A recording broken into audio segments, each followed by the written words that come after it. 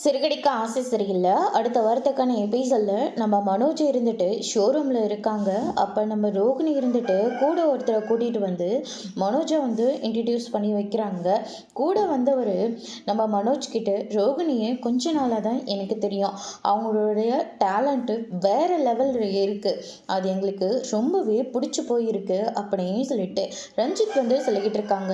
இதை கேட்டோன்னே மனோஜ் வந்து ரொம்பவே கோவப்படுறாங்க.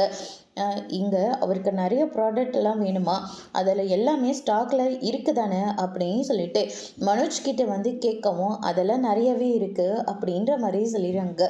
இதை கேட்டோன்னே ரோகிணி இருந்துட்டு சரி வாங்க ரஞ்சித், அதை நான் உங்களுக்கு சுற்றி காட்டுறேன் அப்படின்னு சொல்லிட்டு நம்ம ரோகிணி வந்து மனோஜ் அங்கேருந்து ரஞ்சித்தை வந்து கூட்டிகிட்டு போகிறாங்க. பின்னாடியே நம்ம மனோஜும் போயிட்டுருக்காங்க.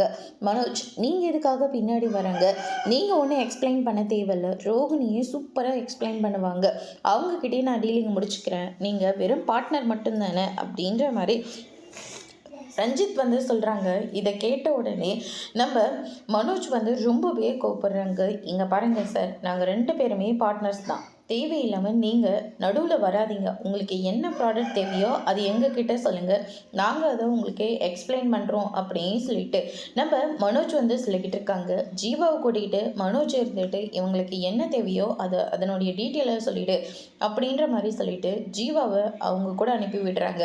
அதோடு இன்றைக்கான ப்ரமோ முடிச்சிருக்காங்க.